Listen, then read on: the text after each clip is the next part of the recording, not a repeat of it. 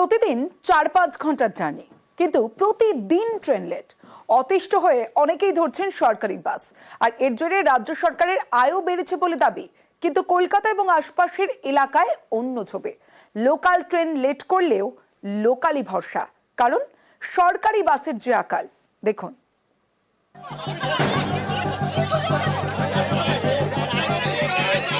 দিনের পর দিন ট্রেন লেট, এ নিয়ে ক্ষোভ ছিলই। ধৈর্যের বাঁধ ভাঙে মঙ্গলবার, একেবারে রেল অবরোধ।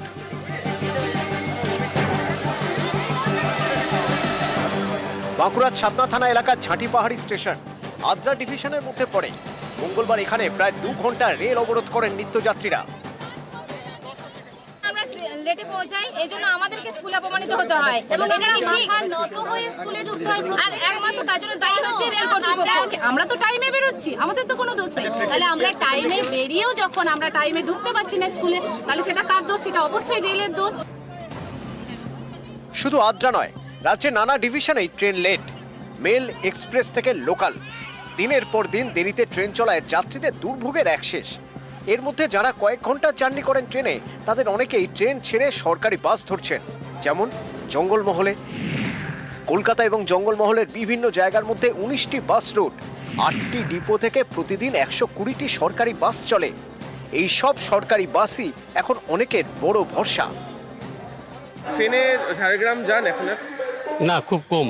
এই যাওয়া আসা অসুবিধা হচ্ছে, লেট হচ্ছে ট্রেন, এই জন্যই। সরকারি বাসের সুবিধা, টাইম টেবিলটা একদম পারফেক্ট হচ্ছে। বাস ঠিকঠাক পাচ্ছেন?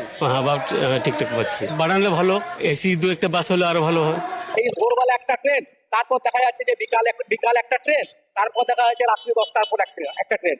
তবুও ট্রেনগুলো যদি আসে ও টাইম অনুযায়ী, আবার 1 ঘন্টা কেউ 1.5 ঘন্টার পরে লেট, প্রত্যেকদিন লেট থাকে। অতএব আমাদের সম্পূর্ণ জঙ্গলমহলবাসীকে সম্পূর্ণ নির্ভর করে থাকতে হচ্ছে সরকারি বাসের উপর।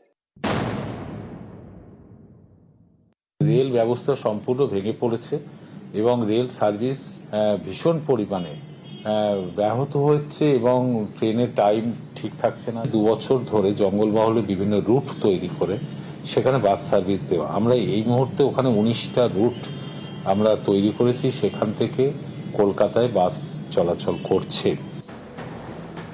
কলকাতা এবং আশপাশের এলাকায় কিন্তু অন্য ছবি। এক্ষেত্রে লোকাল ট্রেন লেট করলেও লোকাল এই ভরসা, কারণ অনেকেই বলছেন সরকারি বাসের তো আকাল, তাই বাধ্য হয়ে লোকাল। কিছু করার নেই, ভিড়ের মধ্যে ঝুলতে ঝুলতে যেতে হচ্ছে। বাস এত কম, তার উপর জ্যাম এত চারিদিকে, যার কারণে এখন ট্রেনই ভরসা হয়ে দাঁড়িয়েছে। সরকারি বাস কেমন দেখতে পাচ্ছেন? সরকারি বাসে যেতে পারলে আমাদের সুবিধা হয়। সরকারি বাস বলে ভাড়ার দিক থেকে শুরু করে অন্যান্য সব বিষয়ে সুবিধা হয়, সেটু বেশি হয়। 2010-11 আপনি স্ট্যাটিস্টিক্স দেখবেন, তখনও যে ওই 3000-এর আশেপাশে বাস ছিল, এখনো সেটা আছে, বাড়লে 100-200 হয়তো বেড়েছে, কিন্তু এটা তো সাফিসিয়েন্ট নয়। কিন্তু কিছু কিছু রুটে বাস বন্ধ হয়েছে।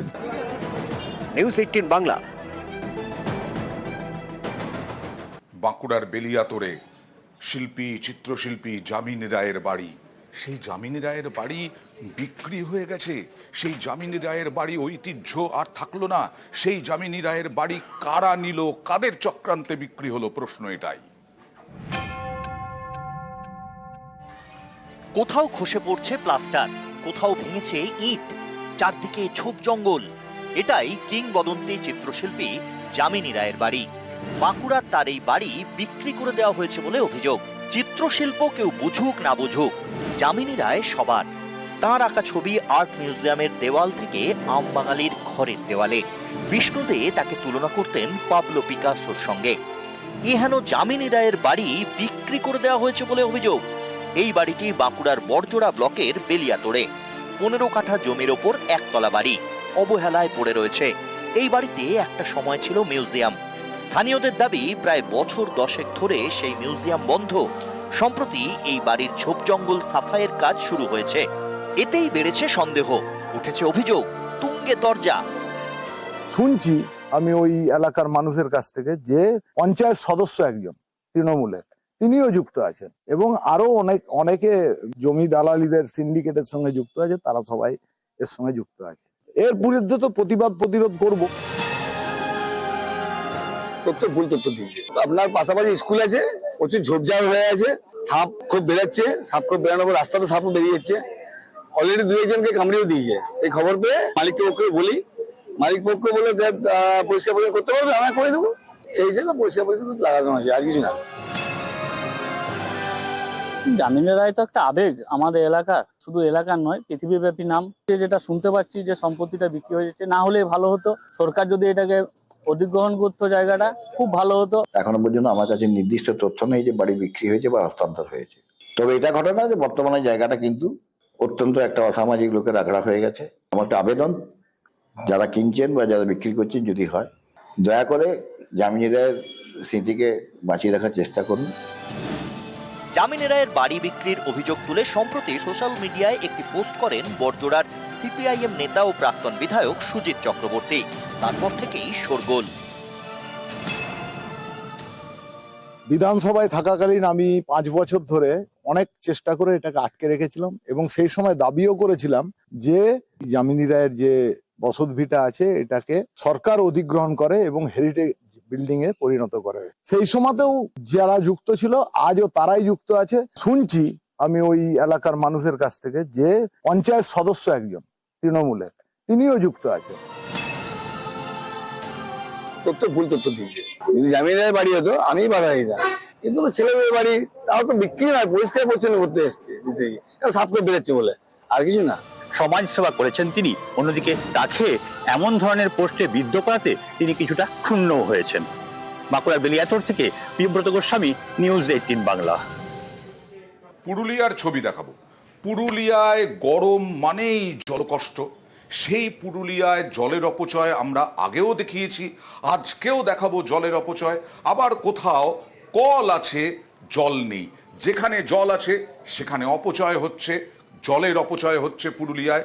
এই পুরুলিয়ার ছবি তুলে ধরছি বারবার। দেখুন, পুরুলিয়ায় কল আছে, জল নেই, আবার যেখানে জল আছে সেখানে অপচয় হচ্ছে। অপচয় হচ্ছে যে সেটা সাধারণ মানুষও জানেন, কিন্তু সব জেনেও সেই জল অপচয় করছেন। আর পুরসভা এই জল অপচয়ে কি ব্যবস্থা নিচ্ছে দিন দিন ধরে দেখাচ্ছি, কিন্তু কোনো ব্যবস্থা নেওয়ার তো ছবি উঠে আসছে না। 2000 টাকা তো জমা দিয়েছিলাম বহুকাল আগে। আমাদের 19শে জুলাই 2024 সে কানেকশন, জলের হাউস কানেকশন পেয়েছি, শুধু কানেকশনটুকুই পেয়েছি, জল কিন্তু পাইনি। 1 ফোঁটা, সেদিন থেকে 1 ফোঁটা জল আমরা পাইনি। যখনই বলা হচ্ছে তখন দেখছি, আমি ইভিন আপনার মিউনিসিপ্যালিটি অফিসে গেছি, কমপ্লেন করে এসেছি, আমাকে ডাকা হয়েছিল। এটা টেকনিক্যাল ডিফেক্ট আমরা দেখছি। 1 ফোঁটা জল নেই, প্রতিদিন খোলাই থাকে, ভাবি যে সন্ধ্যের সময় আবার যদি জল আসে, কিন্তু জল আমরা পাই না। পৌর প্রধান উনি আশ্বাস দিয়েছেন যে না, জলের ব্যবস্থা হয়ে যাবে, কিন্তু আমরা এখনো পর্যন্ত জল পাইনি। আমরা চাইছি এই সমস্যার যাতে দ্রুত সমাধান হয়, নাহলে আমরা কল পেয়ে লাভটা কি। প্রত্যেককে জল দিতে চাই, যারাই পৌরসভায় হোল্ডিং আছে, যে জায়গাগুলো যারা বলছেন তাদেরকে যোগাযোগ করতে বলুন। দেখবেন ওখানে এসডিপি লাইনটা নেই, সেই এসডিপি লাইনটা বিআরজে প্রজেক্টের সময় কমপ্লিট হওয়ার কথা ছিল, যেটা যে কারণেই হোক কমপ্লিট হয়নি। আমরা উদ্যোগ নিচ্ছি, আমরা অলরেডি বহু জায়গায় এসডিপি লাইন দিয়ে কমপ্লিট করেছি। স্পেসিফিকভাবে কোন এলাকার তারা যদি আসেন, আমরা নির্দিষ্ট ইঞ্জিনিয়ার ওয়ার্ডে তারা দেখছেন, এসডিপি লাইন ওগুলো কমপ্লিট হলেই আমরা সংযোগগুলো দিয়ে দেবো।